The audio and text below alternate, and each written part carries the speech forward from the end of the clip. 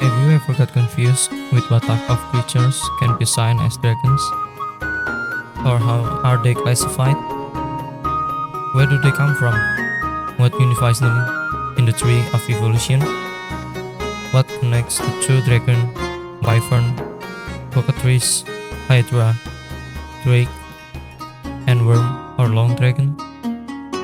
Well, I fixed that issue in my Pangeum world. These creatures were all descended from dinosaurs or other types of reptiles, but their rate and direction of evolution were influenced by magic. In this video, we will discuss the first part of the series, the dragon's lore and origin.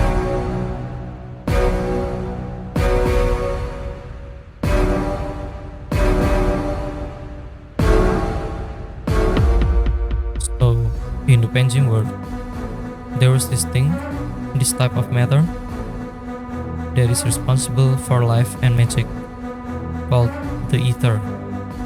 Together with water, earth, and air, the ether creates cold-blooded or non-blooded life forms, such as plants and lower animals like invertebrates, fishes, amphibians, and reptiles.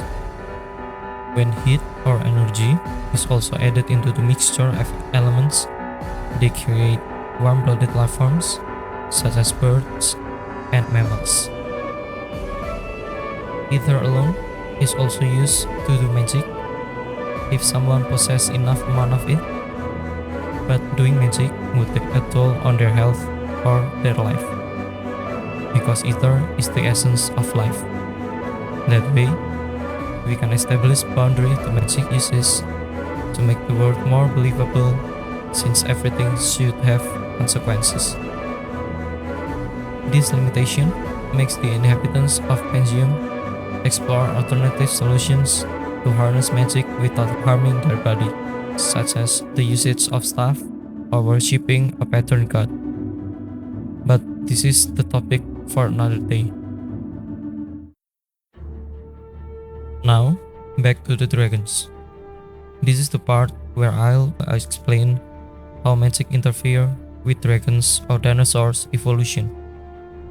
We've established that there are cold-blooded and warm-blooded animals in this fictional world, but there are also another blood types that was invented by the natural historian of this world, the humor types or icomorph. Humor is a body fluid that intermixes with the blood of living beings. This theory might be a scientific truth in this world, or just pseudoscience to discriminate other sentient species. The humor types were inspired by our real-world for humor theory of Hippocrates, but in this fictional world, there were only three types of humor or icomorph: the good-blooded or chrysomorph, the bad-blooded or agriomorph, the mixed-blooded or teromorph, and the neutral-blooded. All creatures were once neutral-blooded. But then, when two celestial beings with high concentration of ether in their godly blood or ichor fought on Pangeum, some of those ichor flowed into the oceans and lands and got consumed by the animals of Pangeum. This caused them to evolve rapidly. Those who drank the good ichor would gain sentience and intelligence to build civilization and possess abstract thinking, desires, and hope.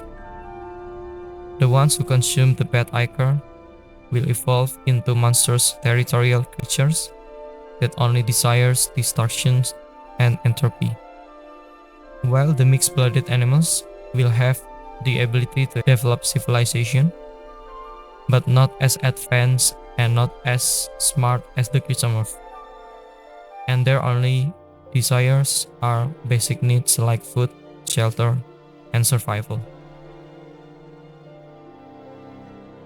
Archon, this world version of dinosaur, were once neutral-blooded.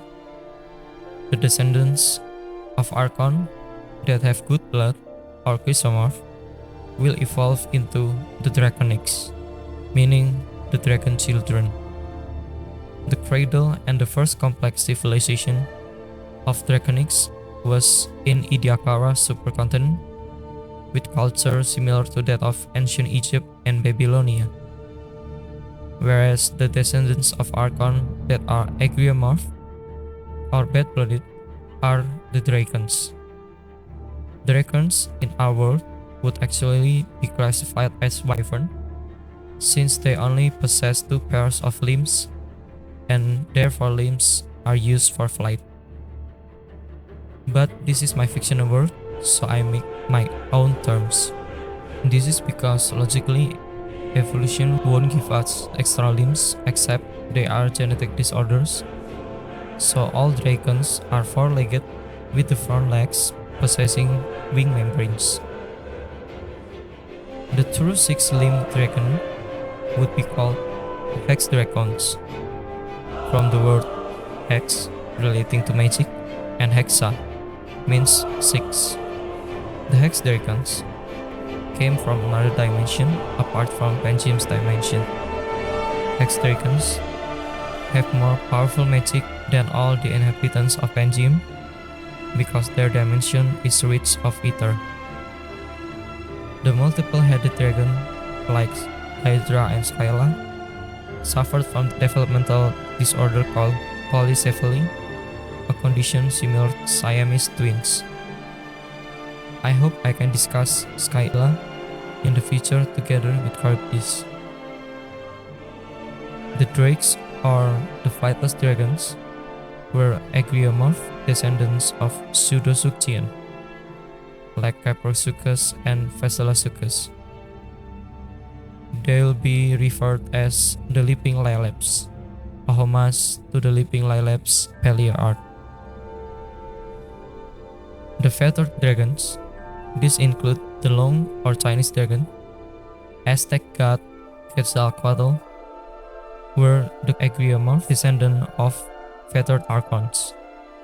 The feathered archons were also the ancestor of bird-like creatures such as the cockatrice and feng huang.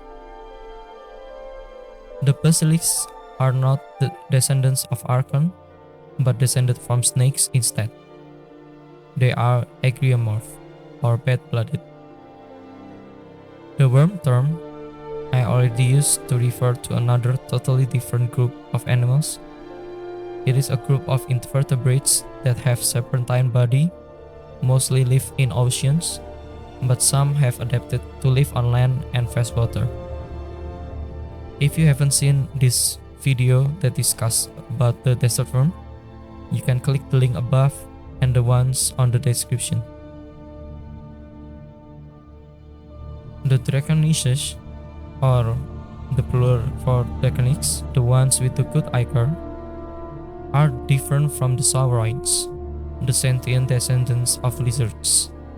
The Sauroids are mixed-blooded or theramorph, so they live in small tribes, sometimes nomadic, usually discriminated, and used as slaves by the Draconices. This relationship is the background for one of my planned story arc for this project. That's all for today's entry. We'll discuss the classification and anatomy of dragons, draconics, Sauroids, and all of the above on future videos. If you'd like to see this world expand, consider subscribing. Thank you.